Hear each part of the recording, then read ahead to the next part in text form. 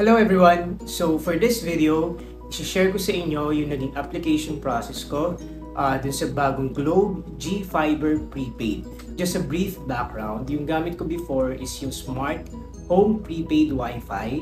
It's signal-based, meaning na yung bilis ng internet ko nakadepende dun sa naka-capture na LTE signal. So may SIM card yung modem na yon. Maganda yung connection niya pag daytime. Umaabot siya ng 30 plus Mbps, pero pagdating ng gabi nagiging mabagal siya, or once in a while napuputol yung connection kasi I live in a condo and feeling ko pag gabi kasi nag-uuwian na yung mga tao sa condo, so parang nag-aagawan na siguro kami ng signal, nag-aagawan na kami ng bandwidth, kaya kapag gabi bumabagal siya and or spotty yung connections. Sobrang frustrating talaga, nakakainis manood ng YouTube, ng Netflix, kasi lagi siyang nagbabuffer, lagi siyang humihinto, pahinto-hinto siya. Even when I'm just browsing the net, bigla na lang siyang nawawala ng connection once in a while. So parang gusto ko ng mas stable na connection. Then nalaman ko that there's this new Globe G Fiber Prepaid. Hindi siya naka-base sa LTE connection. Generally speaking, mas stable naman kasi talaga yung wired connection using fiber optic kesa yung naka-base ka sa LTE signal. Ang maganda lang doon sa Smart Home Prepaid Wi-Fi naman, since it's utilizing LTE signals, you can bring the modem anywhere as long as meron kang LTE signal na nasasagap. Dito sa Globe G Fiber, talagang doon ka lang sa unit mo kung saan siya in-install. Hindi mo siya pwedeng dalhin kung saan man na may signal kasi nga hindi siya signal-based. Naka-base pa rin siya sa fiber optic cable connection. Laging mabilis naman yung pag-a-apply ko using the Globe One app. Hi guys! So tulad nga na nasabi ko, pwede kayong mag-apply through the Globe One app, pero aside doon, pwede ka ding pumunta diretso sa gfiberprepaid.globe.com.ph at ganyan yung itsura ng website na yon. And then, click mo lang yung Buy Now. Tapos, hihingan ka niya ng details mo, nung address, para ma-check niya muna kung available ba yung G-Fiber sa area nyo. So, lagay nyo lang yung complete address, then kailangan mo ding i-pin sa map yung exact location, and then check mo lang yung I confirm that the pin location and address details are correct, and then tap mo lang yung check my address, and then sasabihin niya naman sa'yo kung available or hindi available yung G-Fiber Prepaid sa area nyo.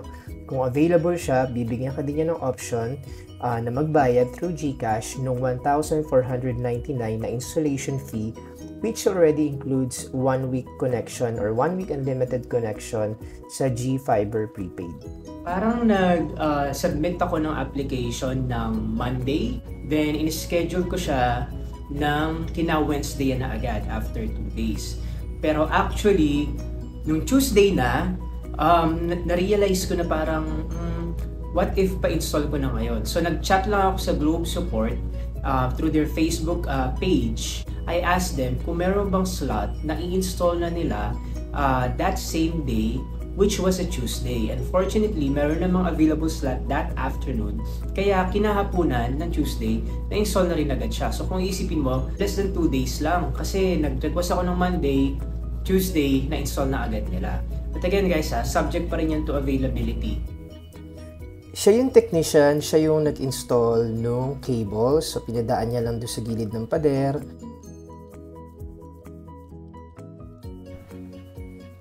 At ito naman yung modem niya, dual band na rin siya, which means nag-broadcast siya both ng 2.4 and 5 GHz na frequencies. So far, very satisfied ako, very happy ako sa speed niya, and hindi lang sa speed but sa stability niya. Kasi again, yung problema ko dun sa Smart Home Prepaid Wi-Fi, mabilis naman siya, umaabot ng 30 plus Mbps naman yung speed niya, pero yung stability yung problema and yung latency. For comparison, dun sa Smart Home Prepaid Wi-Fi, pag gabi na, yung ping niya umaabot ng 20 plus, sometimes 50 plus, sometimes even 100 plus. Sa case ng ping, the higher is not better. Dapat the lower, yun yung better. Doon naman sa Globe G Fiber Prepaid ko, yung ping niya is usually nasa 4 or 5 lang. So yung latency niya, napakaliit lang. Kaya naman yung stability niya maganda din. Experience ko, doon sa Smart Home Prepaid Wi-Fi, Kapag sabay-sabay na yung paggamit ko, let's say, nagpa-play ako ng YouTube sa laptop ko, and then at the same time, may tinatawagan ako using Messenger sa phone ko, yung call ko sa Messenger, nagda-drop na, or nagiging spotty na, or nagiging choppy na. Pero kapag dun ako connected sa Globe G Fiber, kahit pagsabihin ko yung YouTube, at the same time may kausap ako sa Messenger, malinaw yun sa Messenger, hindi siya nagiging choppy. So, hindi lang mabilis yung connection, stable siya. Hi guys! So, ito yung sample speed test ko using my Globe G Fiber prepaid connection.